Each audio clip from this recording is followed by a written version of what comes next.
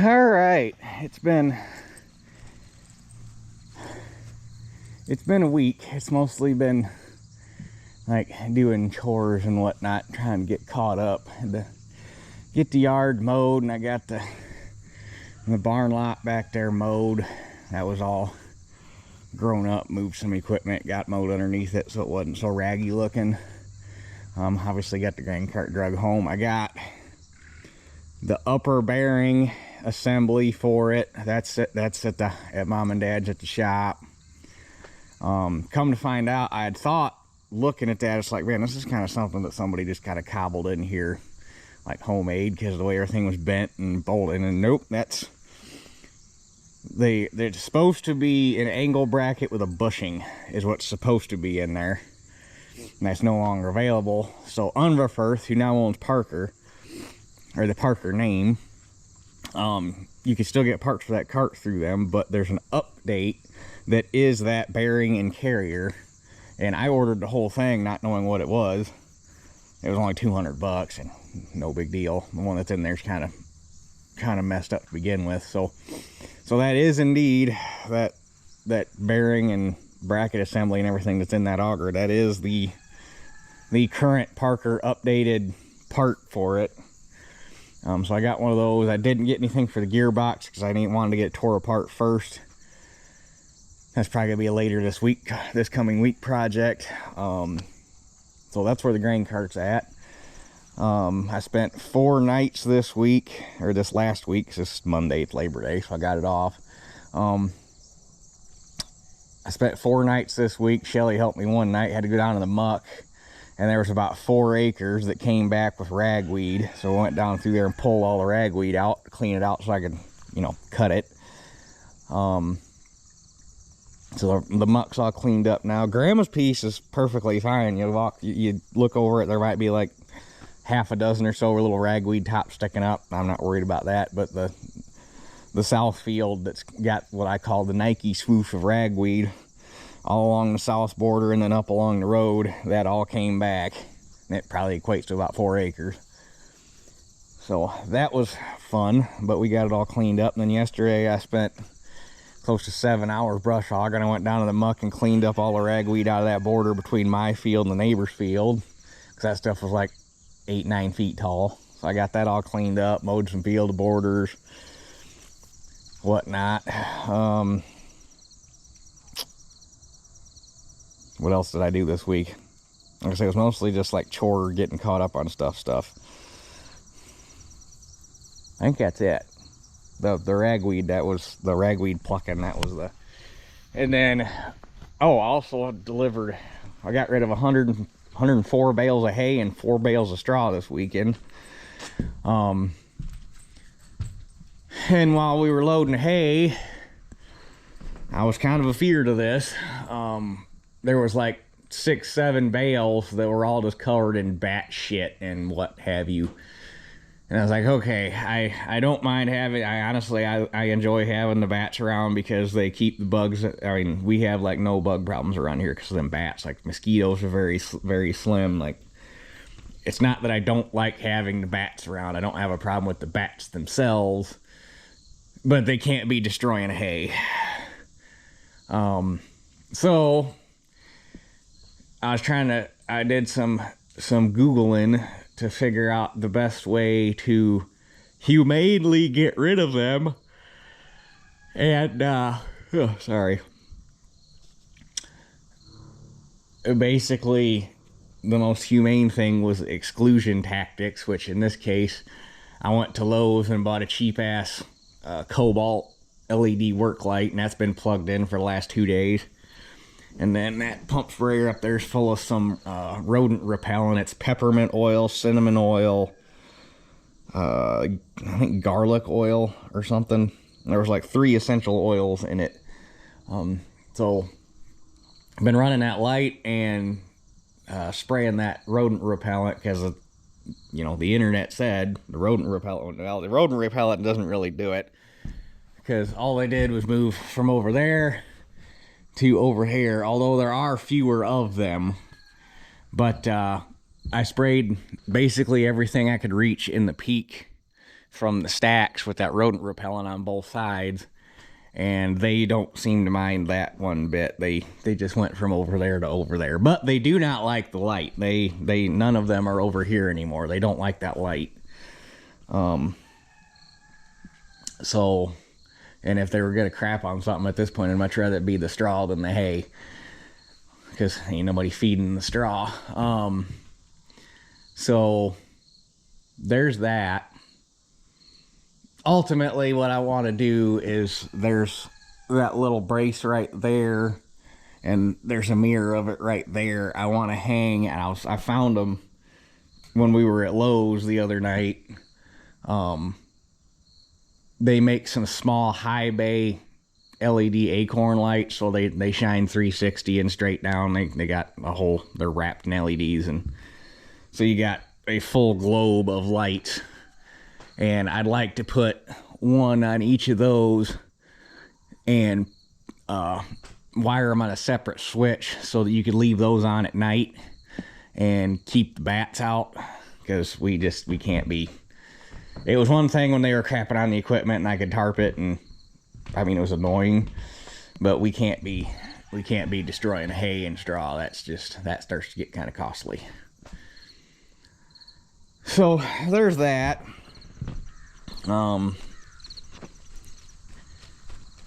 think that gets you caught up on all the goings-ons of the week, because obviously this week's main focus was getting all of the ran tool videos up. So that's what you've been seeing. But it is time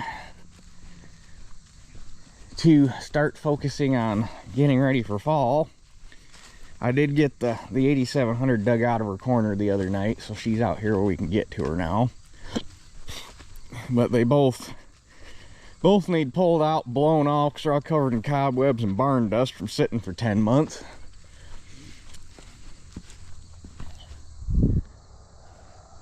Where's Lily? Hold on. There she is. So I need to get them both out, get them both blown off, vacuum the cabs out again, because they're all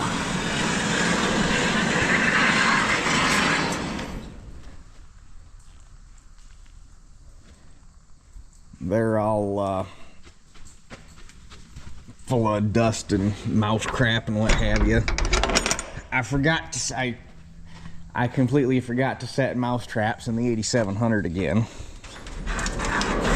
Or not again, I had them in there last year, but this year I forgot to set them. So there's mouse crap and stuff in the cab, so that needs vacuumed out. But I don't think,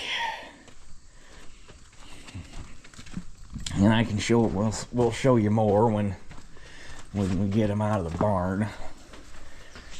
But I don't think we're going to have a whole lot of combine maintenance to do this particular season. The 7300 was basically, there was nothing, it was ready to go when I parked it. There's nothing major going on there.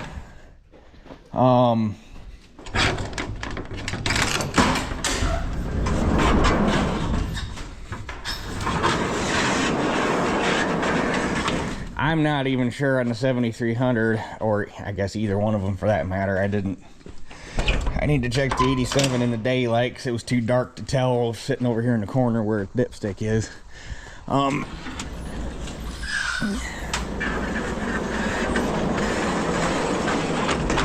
I have always, I guess, for lack of a better term, overchanged the oil in these. They never, I think the book calls for like $150 or $200 service interval on the oil.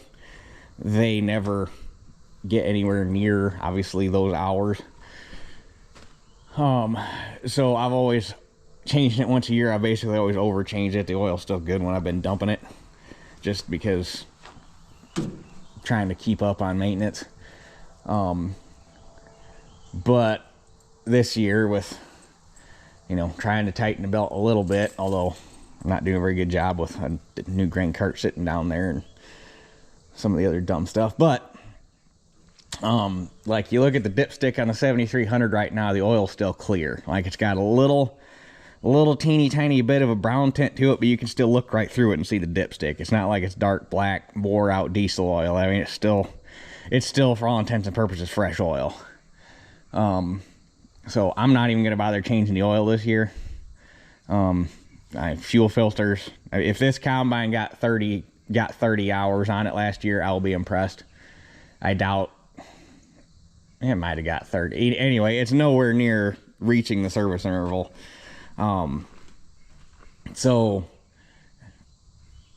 I'm just gonna run it. Just the oil's clean, the filters are, I mean, I run clean diesel. It's got the big primary filter, because it, back many moons ago, for the people that were still around when I got this thing, the fuel tank was full of algae and rust both, and I was always having issues with it plugging the factory little strainer they had in the sediment bowl. So we added this big huge primary goldenrod filter down here.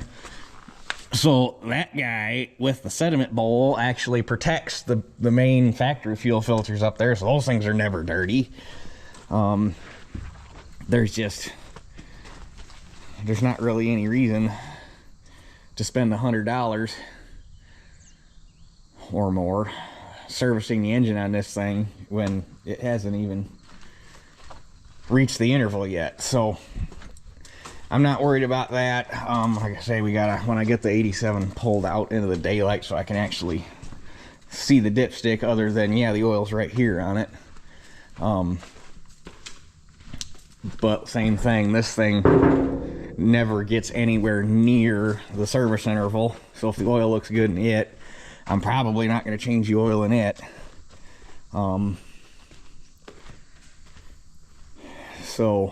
But let me get them out, or we'll do one at a time. Let me get the 87 out and we'll pull it up by the barn, the other barn, and I'll get it blown off, and we'll check the oil or check the color of the oil better and determine what we're gonna do. And then obviously got to go through, check belts and chains and all your standard combine stuff. But like I say, I don't think combine maintenance is going to be all that invasive this year.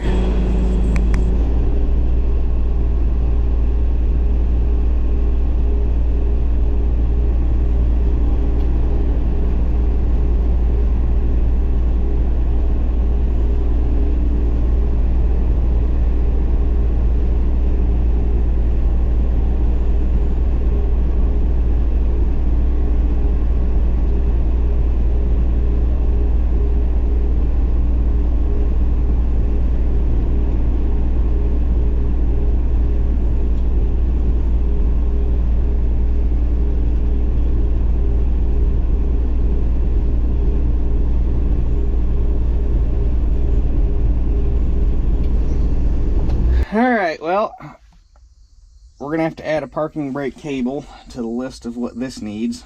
Luckily, it's a short list. Got up here, tried to set it. It was stuck.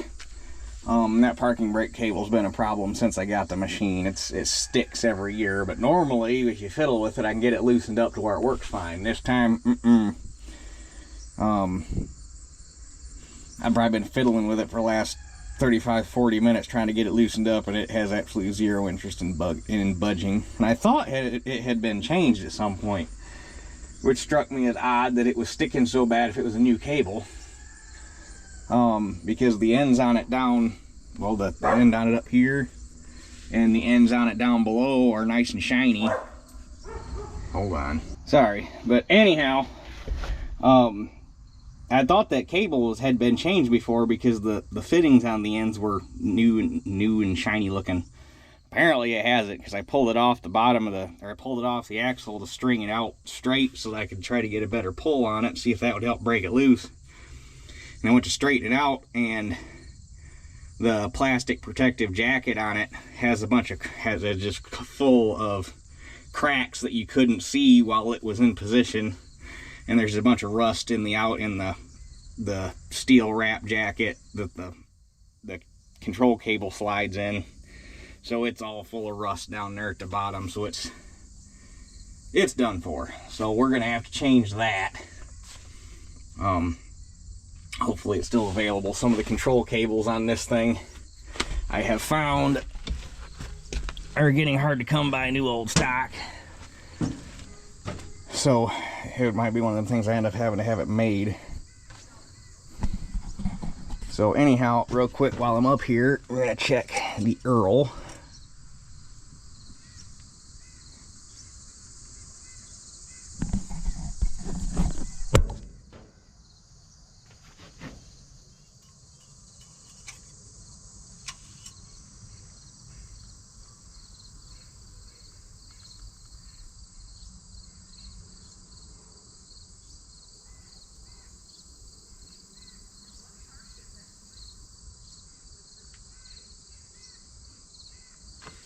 It's a little on the low side, but it is still clean, so I don't think I'm gonna even bother changing the oil in this one, because I know there's some people that are probably gonna not like that in the comments, but if you can save a couple $100, if not more, on oil changes that are unnecessary, that's a couple $100 you don't got to try to make up for in grain. And I'd have to go back and check the book for what hours I put on it last year, but it was nowhere near it was nowhere near what the book calls for on a service interval. So, but I'm gonna grab the leaf blower and clean this off, and then string a extension cord out here with a vac and clean the cab out, and then we'll start looking over belts and chains and making sure everything's loose and good to go. And there's one belt I thought, oh yeah, this guy right here, this belt, which is going to be the drive for the hydro. Ooh, that one looks like a fun one to change. That one needs changed.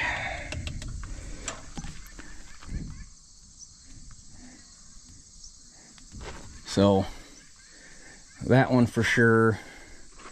A lot of the other ones have already, we did a lot last year. How I missed that one, I don't know, but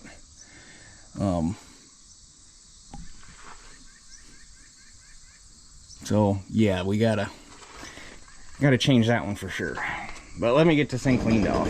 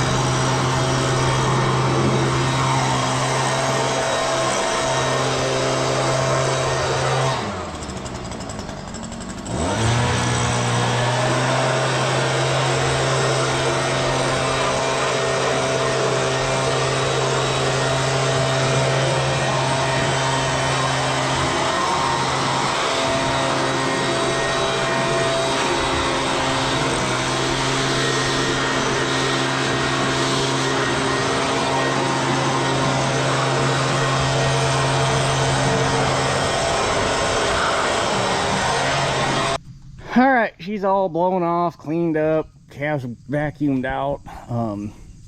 Dang raccoons left me some really nice presents back behind the engine bay, or back in between the engine and the grain tank, so I had to clean those out. That was nice. So we're gonna kind of go over and do an inspection, check for anything out of the ordinary. My goal today is to not do, I'm not looking to do a whole lot of wrenching. My main goal is to get them both blown off, cleaned up, go over them, get a list of any parts I may or may not need to order, and go from there. That chain needs tightened up. That chain needs tightened up.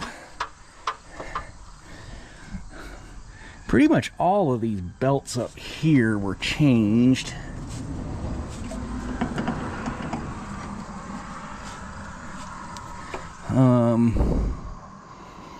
So still need that long traction belt for sure, needs done.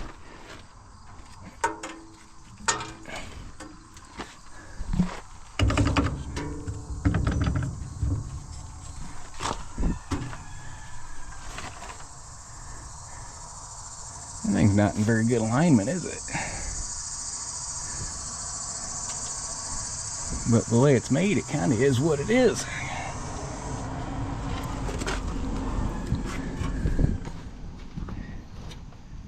That belt's good.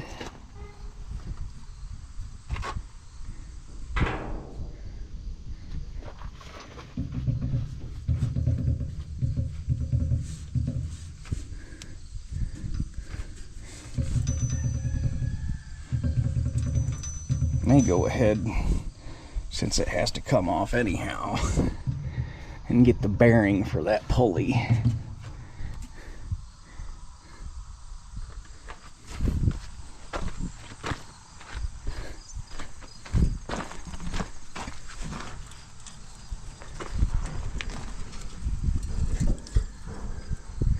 That chain's still plenty tight.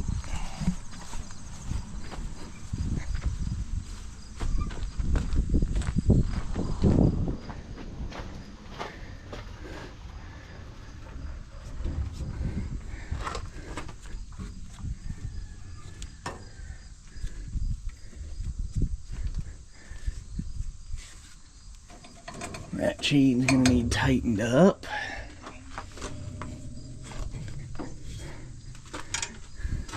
The thing I love the most about, I mean, I've worked on,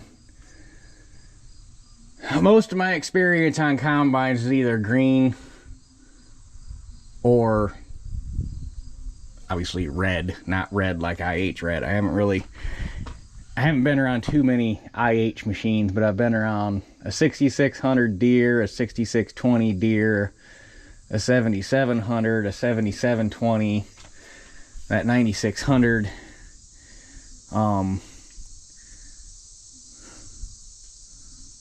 I've been around a Gleaner, a K, and an F2 a little bit, but not enough to really draw any conclusions about them. But like, as far as the machines I've worked on, as far as like drives and simplicity, this thing whoops a Deere any day of the week as far as how simple it is and how few drives there are, and ease of getting to things. I mean, it's compared to a Deere, it's actually a very simple machine. Not saying Deeres are bad machines. Obviously, they sold a crap ton of them, so they must have done something right. But as far as working on them, you can keep them things. You couldn't pay me.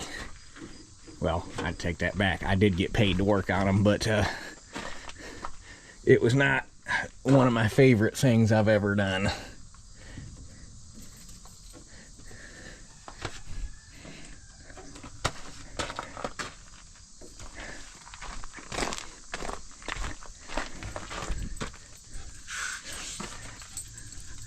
That belt's good.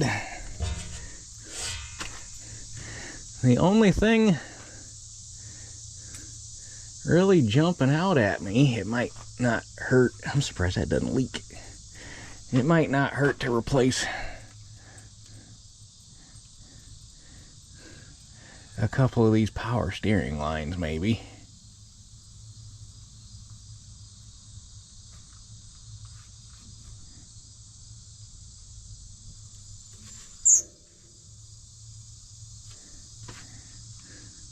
Oh, that's the... Okay, that's a dump. I was like, well, I got a hydraulic line going up to here to this block. And I was looking, it's like, that's a brake pedal. It's got... And then it's like, no, that's the dump valve for the hydro. That's not... So they're using hydraulic pressure, apparently off the steering circuit, to go down and actuate the dump piston on the hydro. So it might not hurt to change a couple of these, but I'll probably... I gotta run it over to Mom and Dad's and grab the corn head at some point anyhow, because I don't trust the tires on that cart to go this far anymore. The sidewalls are getting pretty cracked. So when I do that, I'll probably change them power steering lines while it's over there, since it'll be right there. But other than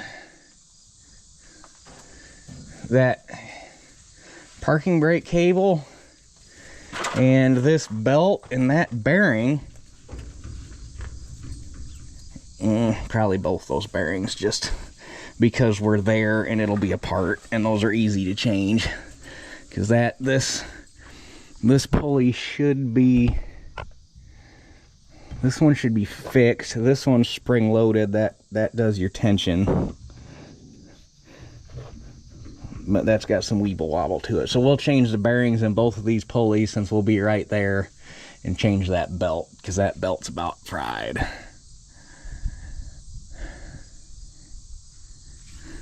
But as far as everything else, nothing's really sticking out. I don't see, I don't see any bearings that look like they were getting hot or going out. I ran it the other day. There was no funny noises.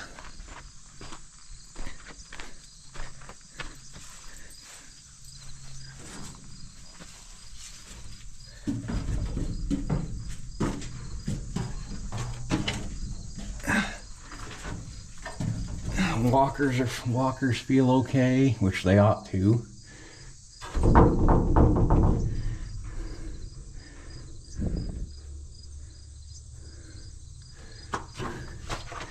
Let's take a look here, because I probably should, to the best of my ability, since I have, ow, there's an auger there. I probably should, to the best of my ability, clean the walkers out, because I haven't done that in a while. Although they're not terrible, but every cob in there is a little bit of capacity lost. I wonder if I can even, obviously I can fit.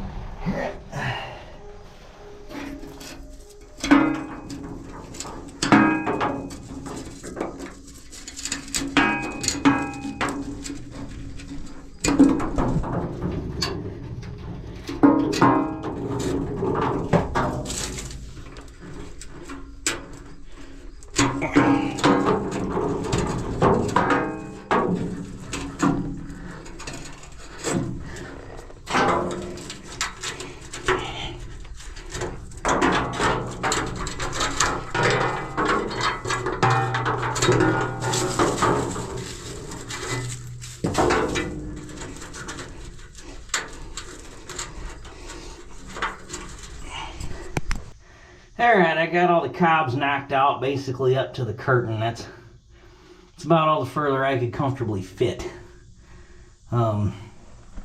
So, there's that.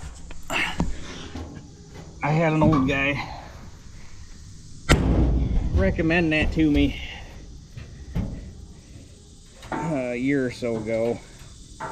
To get them walkers cleaned out, you're losing too much capacity, which makes sense, because on a walker machine, even if say 10% of them holes were plugged with cobs, that's a fairly significant amount of surface area not contributing to cleaning grain. So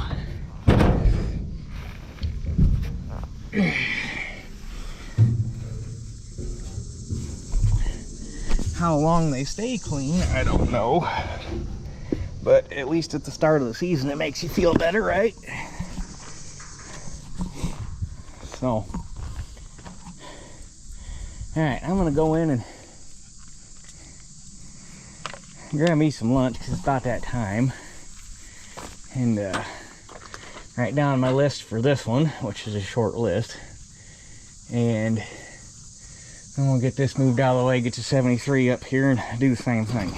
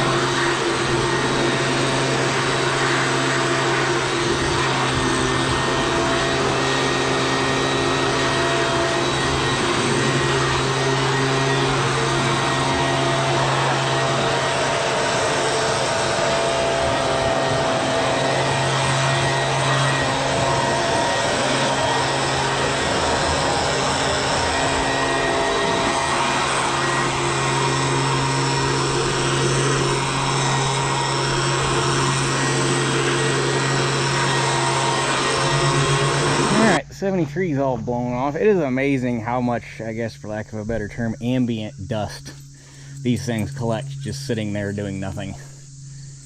I mean, yeah, that barn's got traffic through it, but you wouldn't think it'd be that much, but man, do they get dirty just sitting there. And then the cobwebs, my God. But anyhow, I know for sure that clean grain chain right there needs tightened up.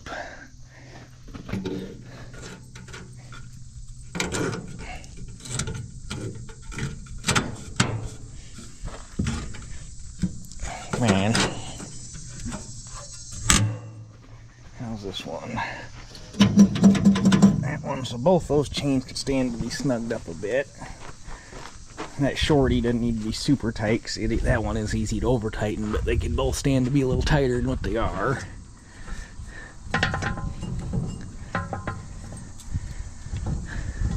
That belt looks good. That belt looks good. Main traction belt looks good.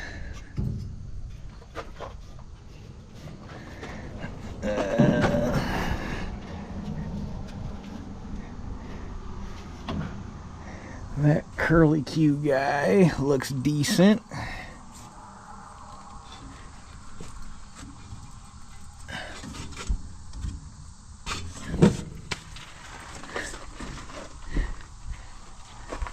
Thresher drive belt is not that old. It shouldn't have that many hours on it. Main header drive.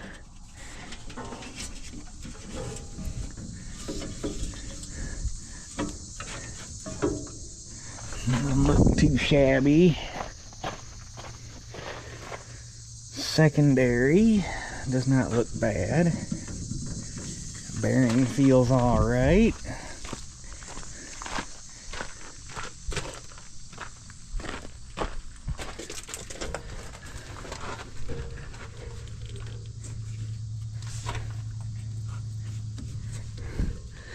Walker drive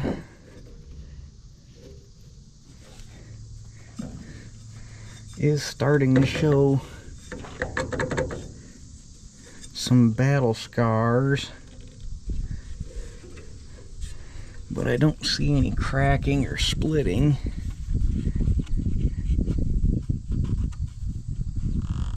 Oh, that's interesting. It's kind of a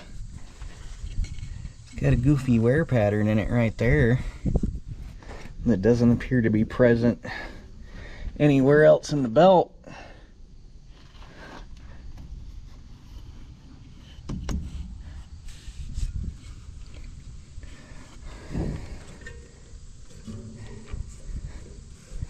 Maybe we just go ahead and replace that Walker drive belt.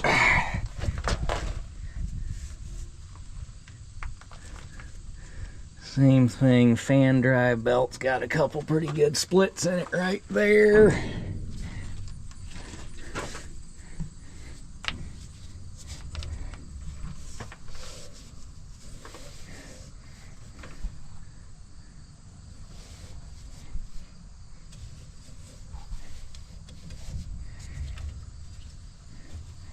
I'm thinking, because that belt's starting to delaminate a little bit. And we've got to take this jack shaft loose anyhow to change the fan drive belt. And this belt's got to come off anyhow to change the walker belt. So I'm thinking we just do all three of them since we're there. Better safe than sorry.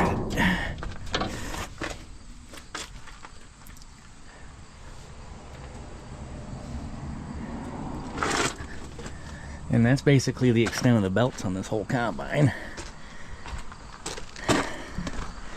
Fan belt, that was all new when I did the water pump. I guess it ain't gonna hurt to check it, it's right there. But when I did the water pump on it, that should have all been changed, but that was a long time ago.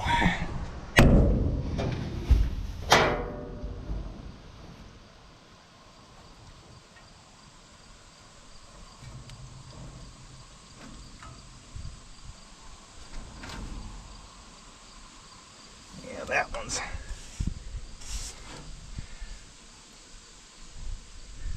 fine.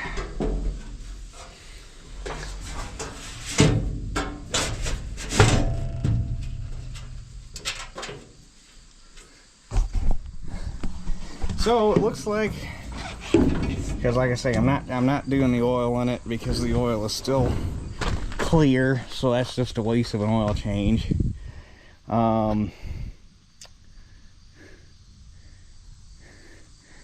That chain needs tightened up. I believe I was looking, and the tailings chain also needs tightened up.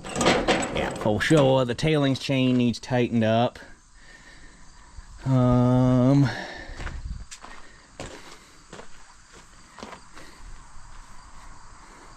I think it's just those three belts, and tighten some chains and lube them, and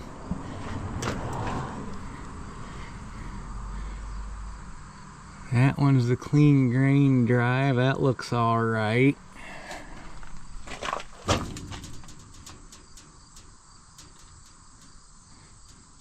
So yeah, all I'm seeing is basically three belts that can stand to be changed before we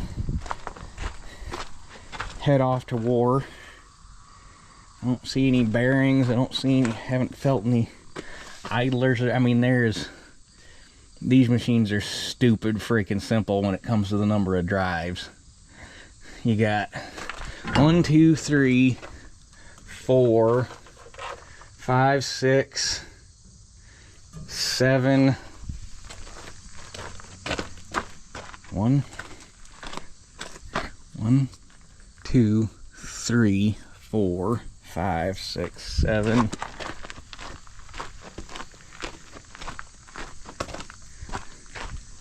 8, 9. Oh, I forgot this guy. 10.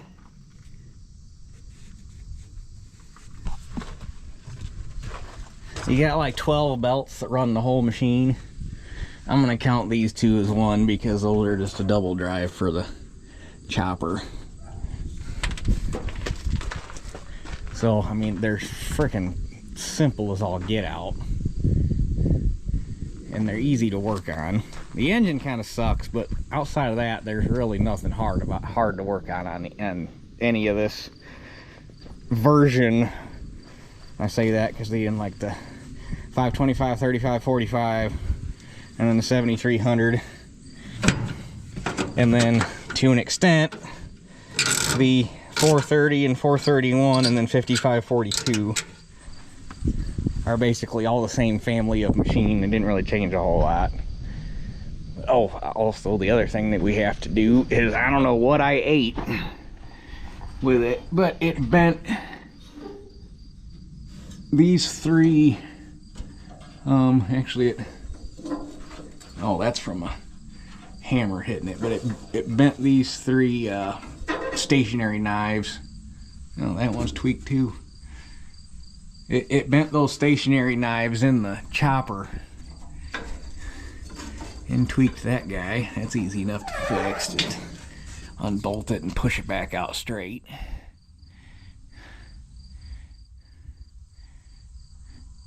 So I gotta pull that stationary knife out and straighten those guys back out. I wish this one was like the one on the 8700 that had the removable. They're like sickle, or they are sickle sections that you can replace. They're just bolted on, and that's what most modern choppers use, is replaceable sickle sections. That way, if something like that happens, you don't have a problem. But since we're here and we're looking at stuff, we also need to walk back here and check out the grain head. It shouldn't need anything either, other than maybe a sickle section or 2 replaced. So I changed the oil filter on it last season.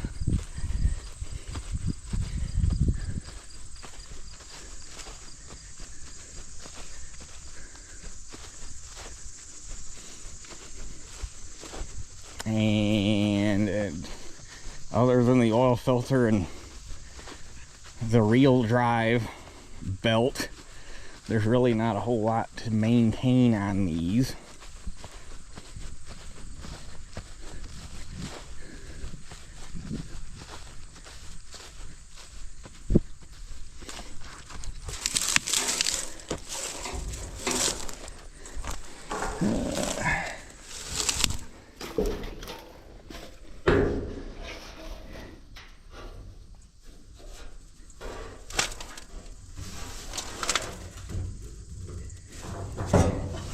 Belt looks fine.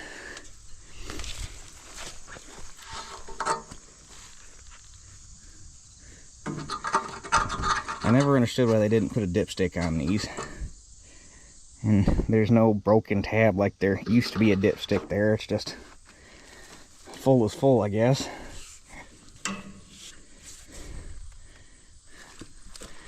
And I'll have to pick it up and get it off the ground so we can get a better look at the knives, but there's no busted guards. I don't initially see any busted knives. So I think for all intents, the grain head is hook up, grease, and go. So yeah, combine maintenance this year is going to be fairly lax. But I wanted to get this part of it done today so that tomorrow I can get parts ordered. And then we can go from there. Because with everything I'm seeing, should have both combines ready to go by the end of this coming weekend. And tomorrow, since I won't have parts, or since I'll be waiting on parts, I'm going to drag that over to Mom and Dad's so we can start tearing into that gearbox, get that apart so I get parts ordered for it. Hopefully it's just bearings and stuff it back together. And then get that auger back together, and that cart will be pretty much ready to go. And then I got to change the oil in the grain truck, and that's basically the extent of getting ready for harvest. And then, so that's what I want to try to get these two ready to go this week, get started on that this week, and hopefully have the combines ready by the weekend. That is going to depend on how or what it needs for gearbox parts.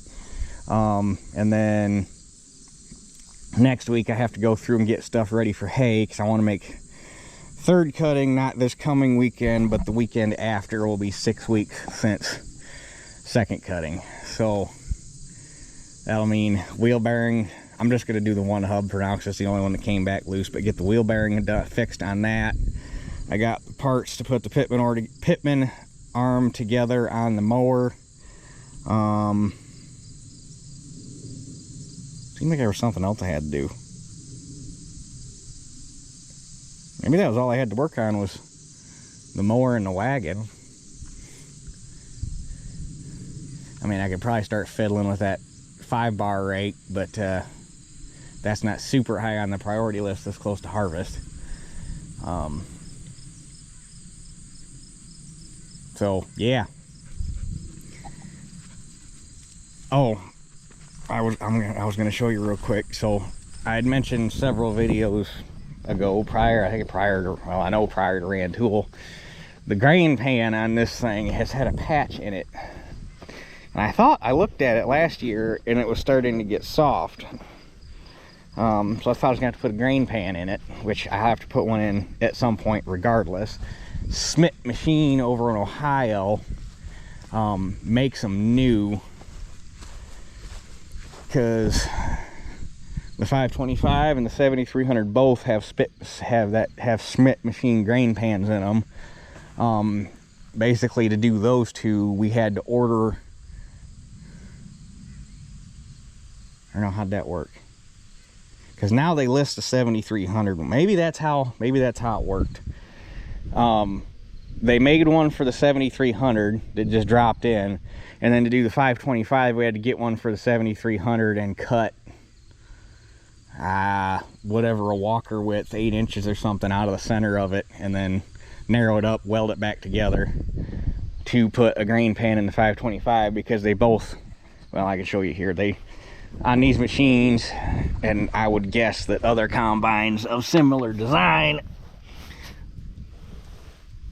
regardless of the make, probably all rust out in the same spot. But one of the common rust out spots is right here where the step pan is welded into the frame, and the 525 and 7300 both were rusted out bad right here along the front, so we had to put new pans in them. And basically at that time what you did was you just bought the insert and cut your old one out of the frame and welded the new. Actually, I think on those we bolted them, but put a new pan in your grain pan frame. At that point they weren't super duper expensive. I think they were like $300-400 for the insert. Well, I was looking on Smith Machine's website, because they list them new for an $8,700. I was looking on their website and they are now $1,500. So I don't know, that seems kind of excessive for just the insert. I don't know now if they make you the whole pan and you just replace the whole thing. That's one of them things I'll have to call and investigate. But with that being said, right here is where the patch is put in. This doesn't appear to be rust damage, so it's almost, with this big bulge right here, it's almost like this thing ate a rock at some point and shot it down into the grain pan and like physically bent it, and I'm wondering if it put a hole right here or something, so they had to patch it. But I thought when I looked at it last year it was getting the soft spot around that patch, and it's really not. So I think with that $1,500 bill in mind, we're gonna let her go one more season, because it doesn't leak. There's not a problem there. So yeah, we're gonna push this one more season. That way I don't have to spend that $1,500 bill. And I still want to do some investigating and see, is that $1,500 now just for the insert, or is that a complete pan that they've remade and you just put a new pan in? But yeah, I'm not excited about spending a $1,500 bill on a grain pan just yet. So it'll have to happen at some point, but like I say, we're gonna let her go one more year. It'll be fine. There's no gaping holes in it, so I'm not gonna run enough grain through it to make gaping holes, not for what I run. If I was gonna run it over 1,000 acres of corn, that'd be a different story. So that's when I mentioned the grain pan, that's what my concern was, but it'll make another season. And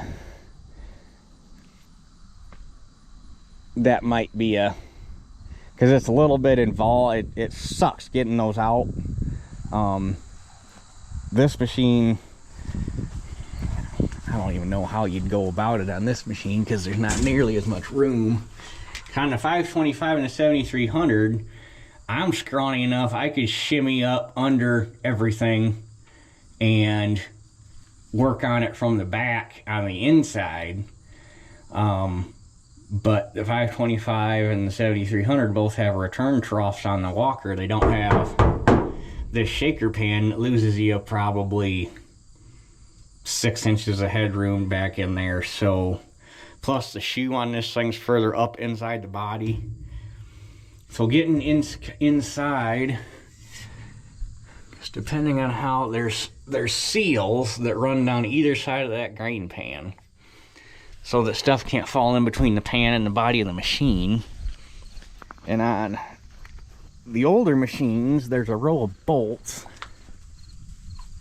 that you have to get at from the inside. Naturally, the bastards use truss head screws, so you gotta get in there with a flat screwdriver. However, on this, I'm not seeing that row of bolts.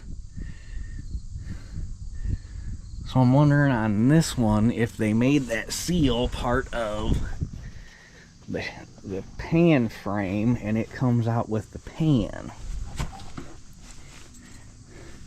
But without taking that canvas out of there, you can't see it. I'll have to grab a flashlight real quick. Okay, so this is gonna be a heck of a lot easier to do when the time comes. If you see that rubber strip, right? Well, here I can show you on the shoe. There's a strip just like this, but it's taller up there on the edge of the grain pan, and on these they chose to attach them to the pan instead of attaching them to the body of the machine, because on the 525s and the 7300 both, there's a steel strip that the rubber, just like these guys, they stapled the rubber. That's kind of an odd choice, but it worked. Stapled the rubber into the shaker frame. On the other ones, it's the opposite. They have a steel strip with a flare out that they stapled the rubber to, and then the frame actually comes up underneath the rubber, and that's how they seal it on those. Well, in order to get the pan out, you have to remove those rubber strips, otherwise the pan won't come up far enough to clear everything getting out the front of the machine. So that was neat, but on this one, that's not going to be a problem, because that upper shoe, or upper, it's just rubber laid against the body of the machine. It's not trapped by anything. So when the time comes, that, well, other than that is a massive grain pan, so it's not going to be fun to wrestle out of there, but when the time comes, it doesn't look like it'll be nearly as terrible of a job as it was on the smaller machines.